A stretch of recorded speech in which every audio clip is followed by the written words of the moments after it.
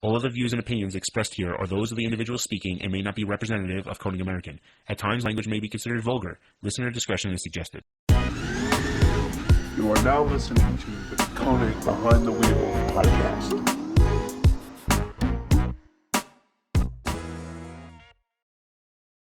What's going on? Welcome back to another episode of Wheel Wednesday. I'm Scott from Konig. That's Nick from Konig. What up? For now, that's Nick from Konig. We're going to slowly start phasing in somebody else that you've met before, Doubt. He's a salesperson here, another car guy, and Nick is off to do some other things. So we're gonna be working on that in the coming weeks, and so we'll have a new vibe there. So make sure you tune back and check it out. That's all right. They might still see my face here and there. Yeah, he might pop in. Let's see what else we have going on. Anything housekeeping wise? So last week we dropped a video on Friday. Right. And it's the benefits to putting wheels on your daily car. Mm-hmm.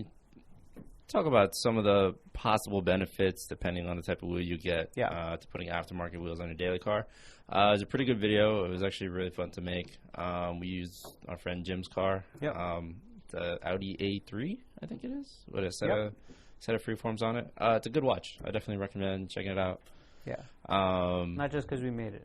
just because we made it, but you know, I think some good information in there about whether or not you should put wheels on your daily car. Yeah, I think that some of the stuff comes off as very self-explanatory, but I also think that sometimes just hearing maybe all the pros and cons for different things could give you a different perspective. It's free. It's only a few minutes. So if you got some time, swing by Konig Wheels USA over on YouTube and check it out. Yeah. Yeah. I think that was it. That was the only thing we dropped last Cool. week. Aside from last week's Wheel Wednesday. That's right. If you didn't check that out, go check that out. So let's see. So the big news, I think, this week in terms of automotive news is that Formula Drift made its return not once, but twice. So Formula Drift, Nick's not necessarily a Formula Drift head, so we'll fill him in on some of that stuff. I remember a little while back when we were doing the kickbacks. Joey had mentioned Joey Redmond was doing our Konig kickbacks. He had mentioned they were doing a shootout. It was going to be two events in one. Is that what you're talking about? No, but there was kind of two events in one. So Formula Drift, when they had to consolidate their schedule, they needed to be able to have the same number of rounds, right? So there's usually 8 rounds for Formula Drift Pro, and there's 4 rounds for Formula Drift Pro 2. Okay. So in St. Louis, where this weekend's event was, they held a doubleheader for Formula Drift Pro to get rid of. They basically did rounds 1 and 2 in St. Louis. In the same day? Not in the same day, the but same in the weekend. same weekend. And they ran a Formula Drift round 1 Pro 2. So they did them at the same time, or? Well, not at the same time, but like it happened in the same weekend, right? Okay. So there was, I believe, the order went Pro 2, Pro. I'm trying to remember now. I'm a little fuzzy too. But I think some of the interesting takebacks are, one, you saw a field that had changed quite a bit from last year. And for those out there that are really into Formula Drift and not just kind of casually listening to us have a quick conversation, which is a little bit more basic level, Joey Redmond and I will be doing a more in-depth review, like we always do, of Formula Drift, the events that just passed. And Joey Redmond actually writes the top 10 things about each event for Formula Drift, and you can check it out on Formula Drift's website, formulad.com. And so we usually like to cover those points. They're good jumping off points, and he usually does a really superb job about nailing the highlights of each event. Going to do another FD podcast? Yeah. Nice. So we're going to do, we've done them before. You can go check them out. They're on our YouTube channel if you're listening on iTunes or Google Play or anything like that. So we go through those things. So what happened this weekend? I think we saw the field changed quite a bit. There were some people that hadn't been in FD Pro in a while that made a return. One of those guys is Farouk Kawai. He's one of the Konig sponsored drivers. I guess we should mention who were the Konig sponsored drivers that did make their return. I only know of two that actually went. I believe it was Travis Reeder, and I know Farouk was there. Yeah, so in FD Pro, we are with Taylor Hull this year, Farouk Kawai, Travis Reeder, and Alec Robbins, who moved up from Pro 2 last year to Pro.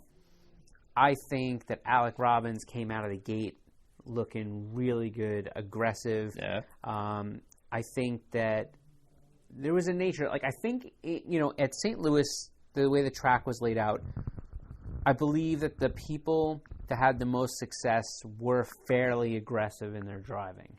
And, Travis Reeder really came out there and tried to be as aggressive as you can. And if you want to take witness of that by the fact that when he was done, he really didn't have any more bumpers left. I think that was a good indication. But Travis, man, he even caught some air.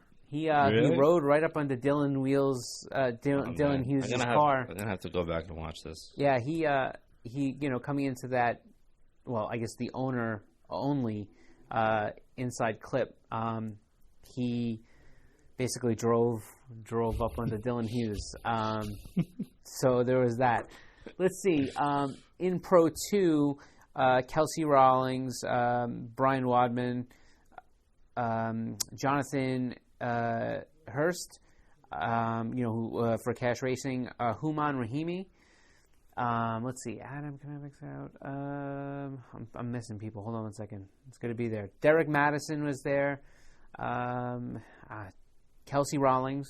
I just want to make sure because I don't want to miss people and then they're like, "What about me?" I said her twice. Well, she was there. Yeah, she was there. Let's see. She was there twice. That's right. And I feel like there's one more, and I feel terrible for missing them out. I'll probably think about it in like 10 seconds, but that's all right. We'll just randomly jump it in. Yeah, you're just gonna blur the name out later, right?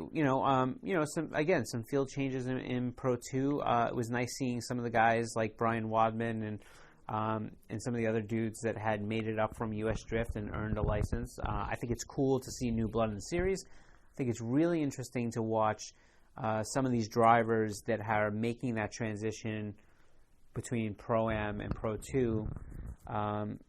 It's always interesting to watch when somebody makes a jump from Pro 2 to Pro to really see how dramatic the series differences are. What do you mean, like the series itself, or how they are from going from one to the other? Well, there's definitely a big difference in the driving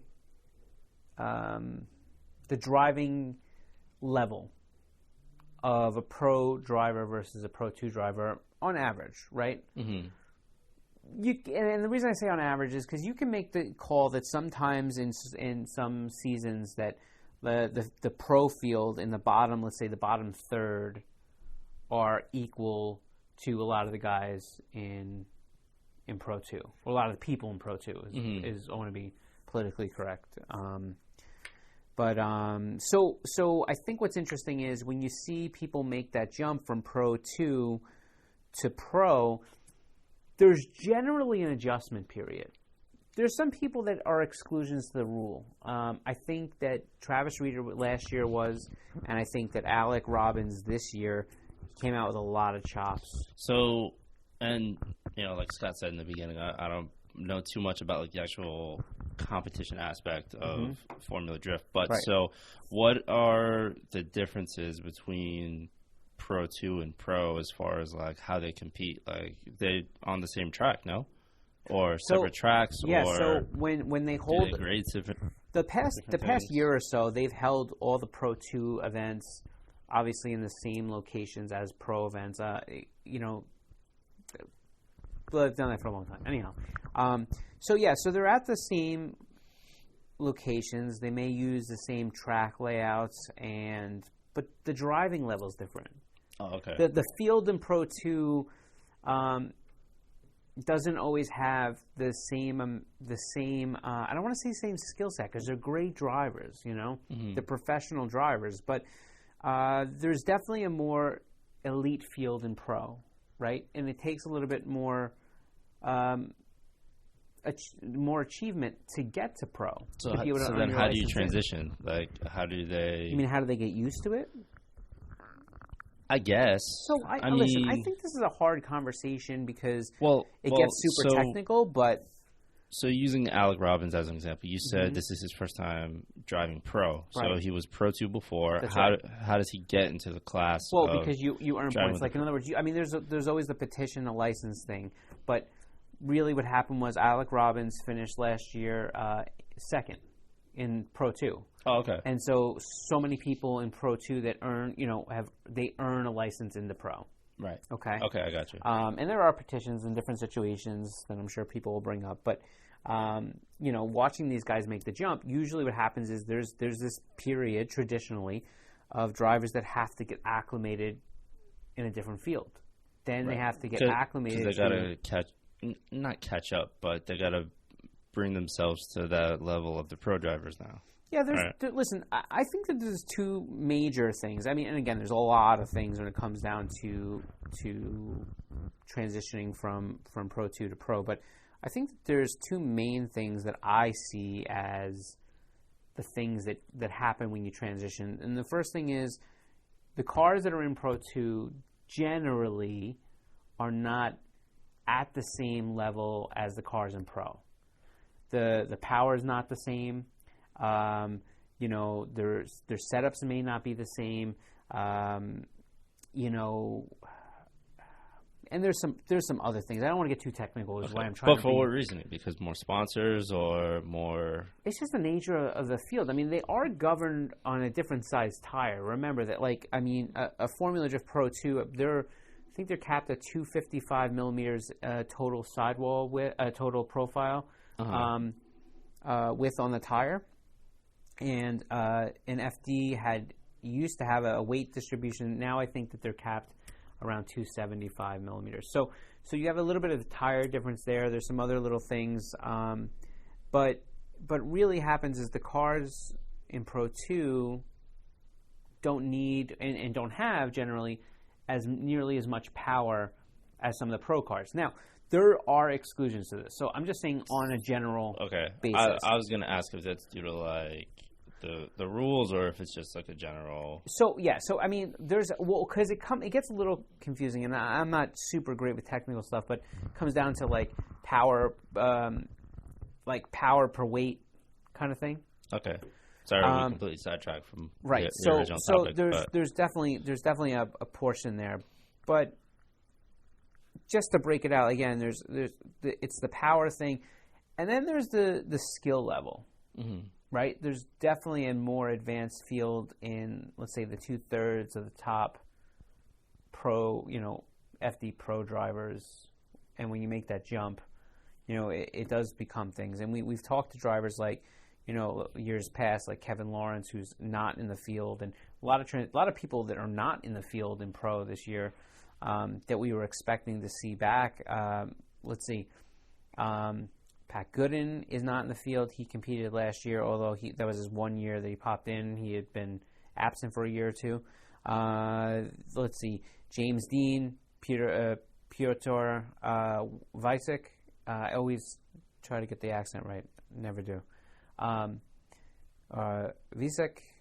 right? It's one of those. Anyhow. Let's see. Who else were we missing? Let's see. Kevin Lawrence.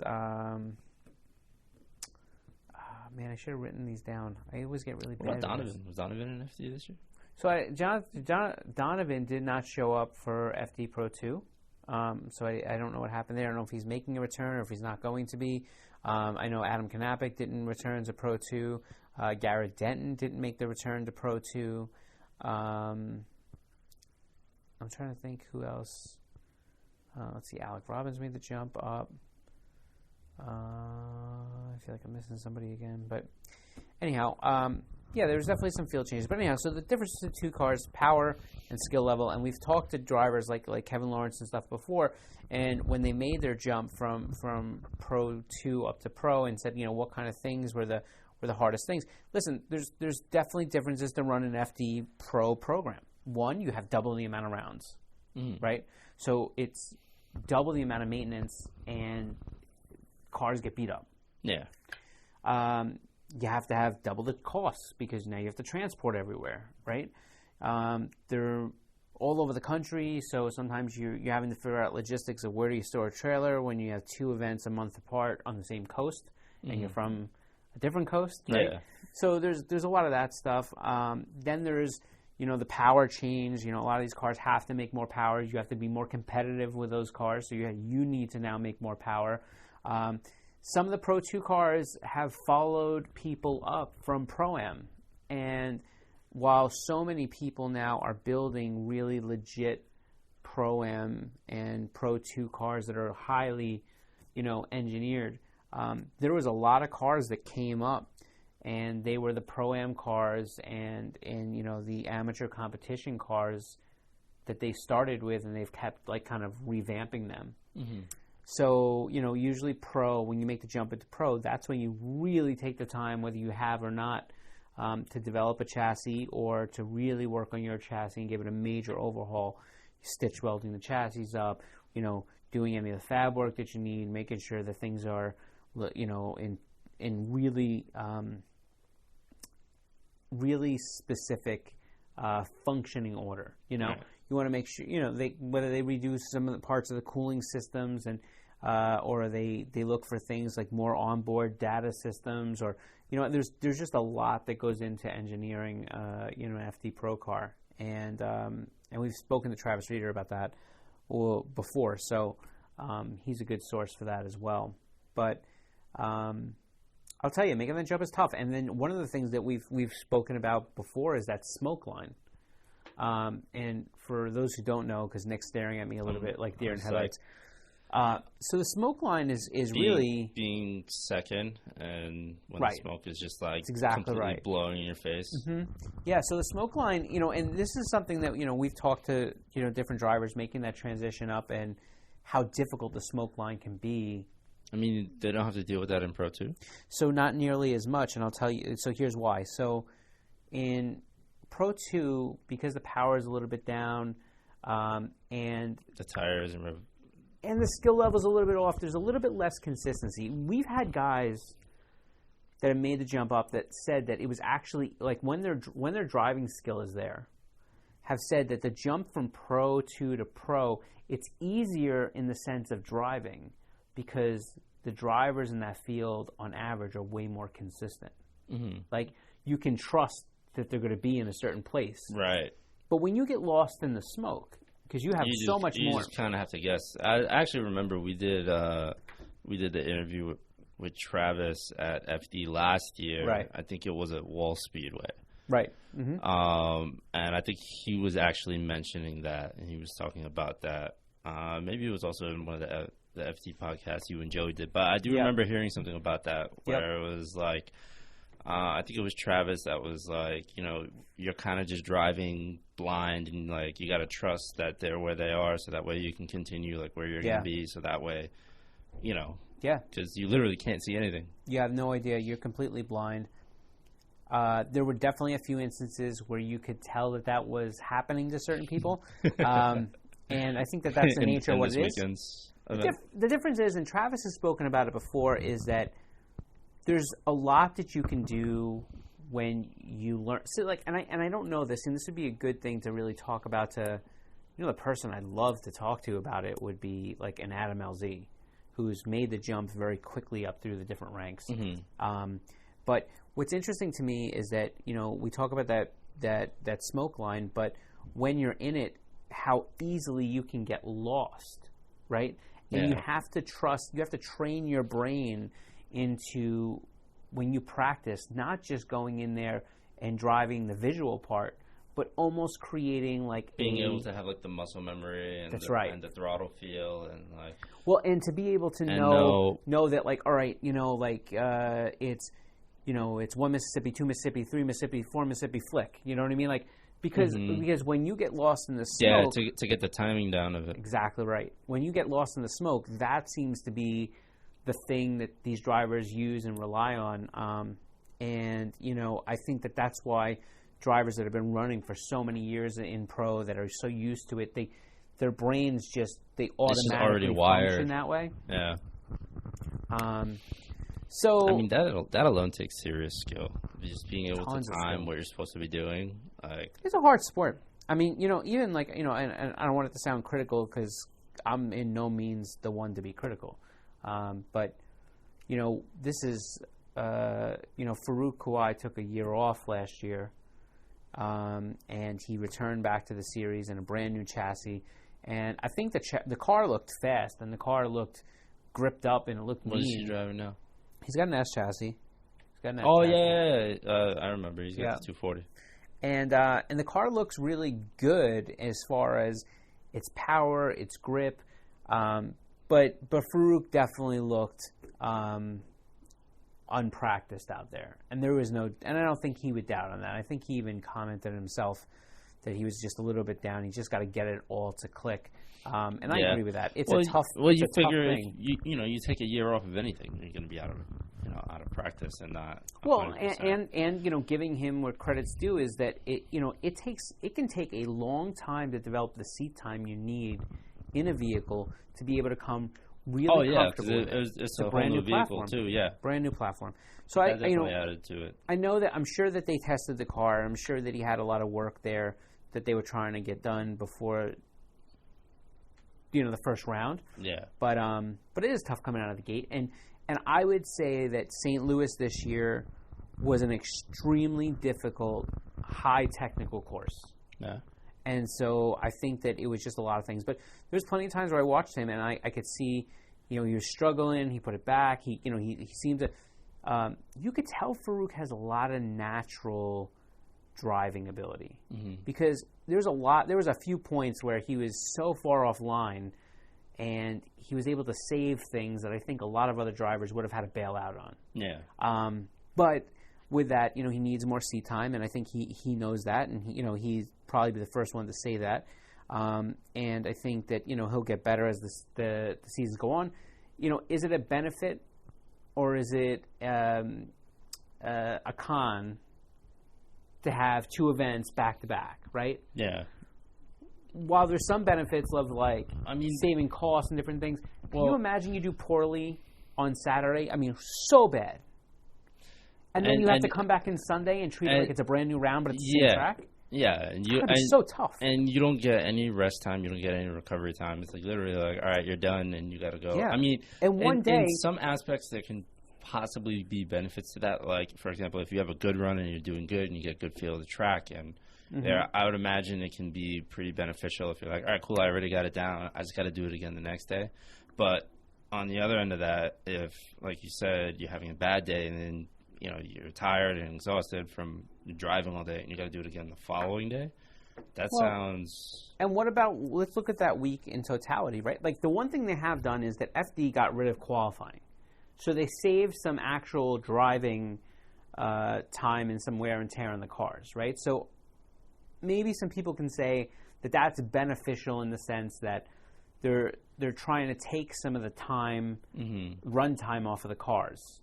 Because the thing is, when you take a car, if you were to put it through the same amount of paces you do in two events, in one weekend, I mean, the amount of work that has to get done to be able to keep those cars running has to be pretty extreme.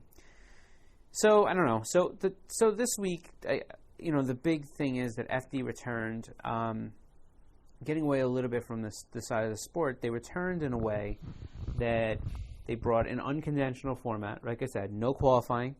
And they brought, for pro, they brought two events one weekend, right? So that's completely unconventional.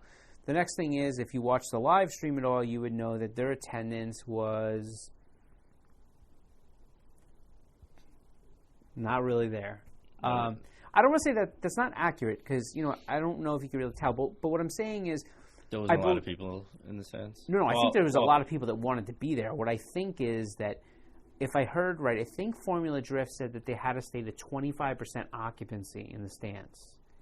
So I think there was a lot of people that wanted to get in and wanted to go, and I'm sure that they had to couldn't because... Yeah. They closed off the pits, I believe, and they made it so that there's... only drivers allowed there. Yeah, which is the right move. Because you don't want the public mingling with drivers when these drivers are depending on... It's bad enough they have to travel to all these events. Yeah. Some people are driving, like you said, across the country from coast to coast to get here, and like they got to travel in between the states and all that. So, adding a huge crowd into that and like interacting with them and trying to talk to them, it's just like, it's terrible. Especially because like a lot of people will be reckless and just like not care. Yeah. So. Yeah, I think that maybe we'll try to get like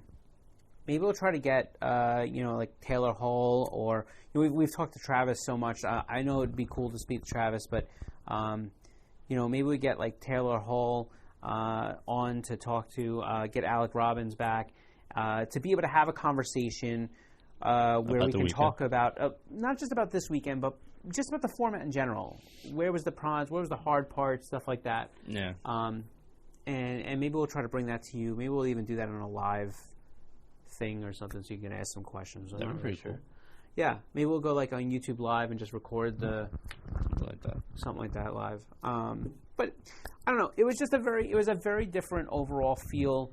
I personally enjoyed drifting being back. It was really nice to watch the live stream. I think it was really cool that there was so much drifting that I got to view on the live stream. So like, traditionally if you're tuned in for an FD weekend, right? And you're not in an area where an FD event is. So let's say you they come near your area once a year. Well, that once a year is great. You get to go there, have all the drifting you can absorb. But for the other 7 events, you got to watch the live stream. So there's only so much. They jam-packed it into one whole weekend. You had Pro 2, you had 2 Pro events. So it was like, it just felt like... You could watch it nonstop. Yeah, like throughout the whole weekend. And that part, I think, was really How long fun. Was the live stream running? Well, they ran to the top 16, top 32, top 16. No, I mean from like start of the day, end of the day. I don't remember because they do windows. You know what I mean? And it breaks in the middle. But I know that like I was working out in the garage quite a bit this weekend, and it was good. I put it up on my laptop. I'm at my laptop on the top of the toolbox, and Nice.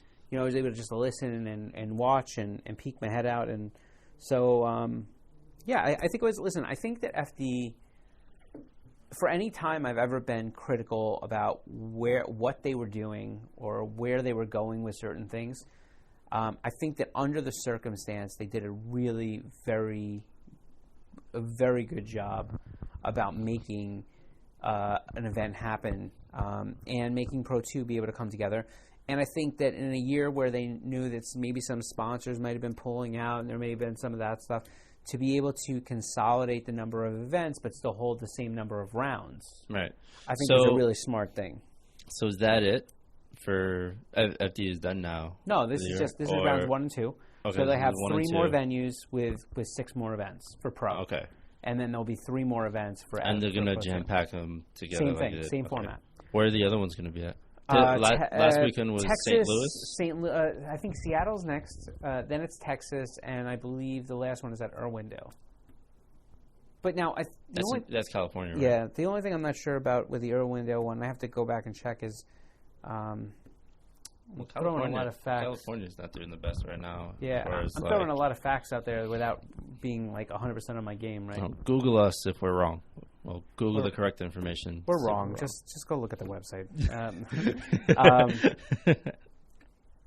It's because my brain's all over the place. We got so many things going on at one time. But anyhow, it would be really interesting to hear what it's like for guys like Taylor Hall's been driving for a long time in in FD Pro. He's definitely got some years under his belt. So to be able to bring him in to a conversation where he could really explain what the difference was and the feel of the event and how it worked and the format, whether it's better for him or worse for him or what kind of struggles they had. Maybe we should reach out to a couple of drivers, and not even as we could definitely do a live stream. Maybe we can do a little video on it. Sure. Yeah, we definitely do that. Let us know if you want to see that. Comment below. Also, not that he's watching, but if he is, shout out to Taylor Hall, who made it. He had a top 16 finish this weekend. He's been working really hard to get himself to that level, and he did that. And he put a lot of work into the car. And I will say that Taylor, his wife, and his team, they're class acts. They're class acts, and they really are the type of people that deserve success, that work hard for it. They're kind of the definition of a real enthusiast. They work, eat, breathe, and sleep this stuff. And it was really great watching him. I mean, I don't know if anybody watched the live stream where he kind of got a little teared up during his interview with Lorette Nichols. But I felt like I almost was getting a little froggy watching him. Honestly, it's really nice. There's not too many moments, I think, that you can look in motorsports and feel this genuine connection with somebody and really feel what they were kind of experiencing at the time. And his interview did that. So shout out to Taylor Hall and his team and his wife. They're good people, and they've been working hard for this, so that's cool. Let's see. I don't know that the podcast today was really about anything. We talked about FD, but I mean, we kind of sidetracked a little. Yeah, we just kind of roll all over the place. Partially my fault. No, I don't true. watch FD. I have a lot of questions about it, but I'm interested in, because this is, last weekend was the first of their change, and I'm kind of interested. I might not go back and watch the whole thing, but definitely going to go back and watch at least a couple clips and check out. There was a lot of great driving. I mean, Chelsea Denofa, man, especially round 2, he was aggressive is not the word. Chelsea Denofa, man, he is so much fun to watch drive. It's just incredible. So, you get the guys like Ryan Turek and Chelsea, and they get out there, and it's cool. And we got to see some other cool things, like seeing there's 2 GR Supras that were at the event. One is Kangushi, and the other one is Frederick Osbo. So it was cool seeing those cars finally on track, some new platforms to look at. Yeah. And I don't know. I'm trying to think if there was anything really. Well, I guess, listen, Pro 2 news, shout out to Jonathan Hurst. He had a second-place finish, and, man, it was nice to really see the dude on the podium, you know what I mean? And it was really nice. He was running countergrams. He's got countergrams on? Countergrams, yeah, the hyperchrome ones. And nice. And his teammate, Human Rahimi, also has the countergrams on there. So nice. Yeah, it was fun. I will say, I think that in overall, in the total event feeling, if you watched it, it was fun to watch. It had a different feel than I'm used to from an FD. It almost felt a little bit less formal, but at the same time, felt like it had packed more energy. Yeah, I was going to say a little bit more exciting. Yeah, it felt good to be out there. And then, seeing guys like Adam LZ, who I know struggled. I heard a lot about, the car being a little rough. But it was, I do believe that Adam LZ has the skill level to compete there. I don't know if it's going to be one of those things that he's going to shine maybe the way he did in the latter part of Pro 2 last year. Mm-hmm. But it was nice seeing Adam there. He brings a lot of flair and excitement to the sport. And I think, honestly, I think what Adam's so great about the sport with, and I know that maybe some people that are FD diehards will be really upset about this statement, he brings a lot of new blood to the sport that FD hadn't really encompassed before. What do you mean? Well, because Adam's YouTube following is so big that he brings a lot of people to the meet and greets and brings a lot of people to the event, and he brings a lot of eyeballs to people watching the live stream because they want to watch Adam LZ because his videos may be delayed by a couple days or whatever it is, but you're getting to watch him in real time. Yeah. And listen, I think that if you're connected to Adam LZ and you have you consume his content and you watch his stuff, I think it's really interesting to be able to kind of have followed his journey from a kid that started out in Connecticut, playing around on back roads, to somebody who's progressed on their own, to just from the love of cars to playing with cars to drifting some local drift events at OSW to moving forward and trying to do some, pro-am events and some regular drift competitions throughout the country just because he wanted to have fun. Just working his way up all the way to Pro 2 to Pro 1. You've gotten to follow him every step of the way. And I will say that Adams, and his driving at Ebizu, which I believe is a big part of what made him be able to climb some of the ranks so quickly. But for everybody that wants to disagree with Adams' petition and approval into Pro 2, he did earn his way into Pro, and I think that he's at the spot where if Adam LZ chooses to stay in Pro, that if he could spend a few years there, I really do think that Adam LZ could be one of those guys that rises to be a really I don't want to say superstar, but because that's hard for me to make a call, but a really competitive pro drifter that we're used to seeing, in top third a lot. Mm-hmm. So it's exciting. I think this year, there's some people that are missed. It stinks that James Dean and the whole Wardhouse team didn't make it back because I think that they were. He went out at the top. You want to see guys that are at the top be able to battle people so that when those people are the top, there wasn't any there's not any if James Dean was here, he would have won. Yeah. It's not since that guy left, now it's okay, you're the best out of who's ever left, essentially. You want to see, all right, who's the new challenger versus, our champion. Our reigning champion. So there was some of that stuff goes. And, listen, I mean, COVID this year, so maybe there'll be a return for some of these teams next year. But, in the meantime, I still think FD did a really great job in trying to get back. I think that they had a rough start to trying to figure out what to do with the season. Oh yeah, a bunch of it kept changing. Events it kept changing. Were canceled. The schedule was changed a bunch of times. And that's not. I don't believe that's their fault. No, it's definitely not. Because you want to be able to put your events on, and so many things are changing so quickly. Right. I mean, and we've done podcasts on this before, but that was a whole bunch of automotive events throughout the year. They didn't know where they were going to be able to go, whether or not the state will actually allow them to throw an event. Right. They do throw an event where the protocols can people actually show up. Will they make any money doing it?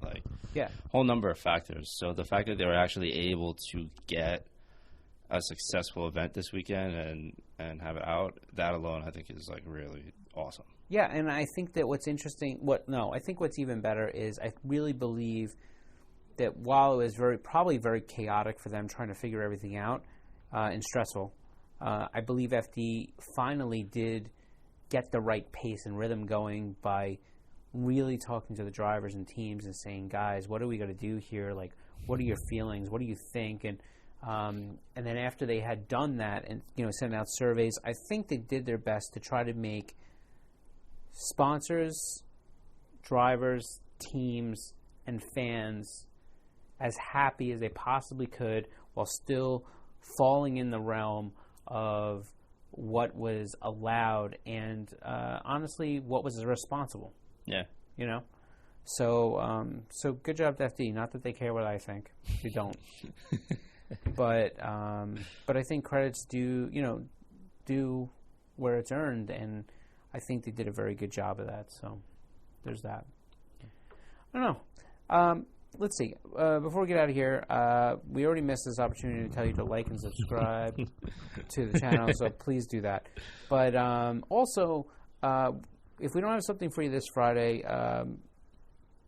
we'll try. But if we don't have something this Friday, make sure you stay on the lookout. We're going to do some stuff with Joey Redman coming up. And we're going to do a more in-depth podcast on the FD stuff. We're going to try to get some more live stuff. If you don't know, we go live every Wednesday, 3 p.m. Eastern on Instagram and Facebook. Yep. And we may be trying to put something together more to go live. So make sure you turn the notifications on. Turn the notifications on here on YouTube. Turn the notifications on Instagram. Can you? Yeah, of course. didn't. And make sure that you're able, and even Facebook, you could do it on Facebook too. Make sure that you know when we're going to go live, because we're going to try to bring you some better interviews, and I think that may be more of our focus. We'll try to see if we can get a little bit more interactive in the live streaming part of some of our content. Right. So that's where we're at. So that's it. Thanks for tuning in with us. We will be back here next week. Take care of yourself, and we'll catch up with you. Take care. Peace.